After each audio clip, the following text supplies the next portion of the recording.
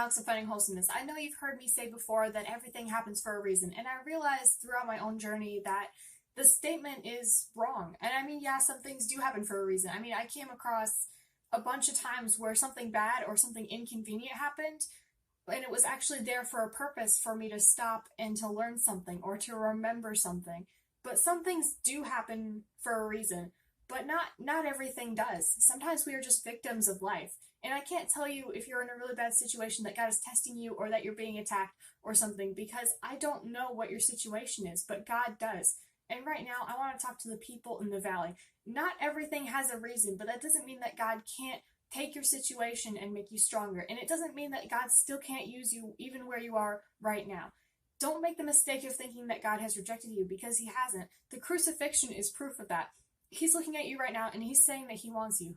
But wherever you are on the spectrum of mountains or valleys, you need to know this one thing. Sometimes it's not about removing the things that you can't control, but it's about being at peace with what we can't control. And sometimes it's not about removing the storm, but it's about making what is inside of you louder than what's around you. And I'm not sure if that makes sense. I really hope it does. You can't control what's going on the outside, but you can control what's going on the inside. It says in John 4:4, 1 John 4:4, it says this: "But you belong to God, my dear children. You have already won victory over those people, because the spirit who lives in you is greater than the spirit that lives in this world." What's in you is more powerful than what is around you. Does this mean that every bad situation will stop and I'll never have to face a bad situation again?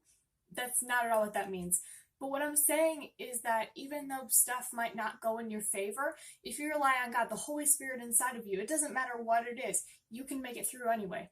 And you're probably thinking, gee, that's a cute inspirational quote, but how can we really trust what John says in here?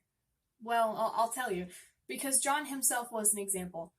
The Roman emperor at the time sent him into exile because he was afraid that John was challenging his rule. The island of Patmos, where he was sent, was not at all the vacation destination that any of us would have hoped for, and it certainly was not a good place for him. I mean, this was a destination where you would send criminals. And out of all the places that God could have used John, he used him where he was and while he was there. If God can look at John while he's in exile and say, I want to use this guy, then he'll do it for you. And here's my big takeaway here today. It doesn't matter where you are or what's happening, but what matters is what you do with your spirit at the end of the day. Hey guys, I'm back. I just wanted to say thank you for stopping by, and I also want to apologize for making you wait until this next post. I'm trying to fit stuff into my schedule, but thank you for sticking with me, even though my posts have been very inconsistent lately. And anyway, I also want to apologize for when I would say everything happens for a reason, because sometimes it doesn't, and I don't know what's happening, but what I do know is that if you rely on God to get you through by His strength alone, then you will. And I hope that encourages you this week. Anyway, thanks again, and I'll see you guys next time. Bye.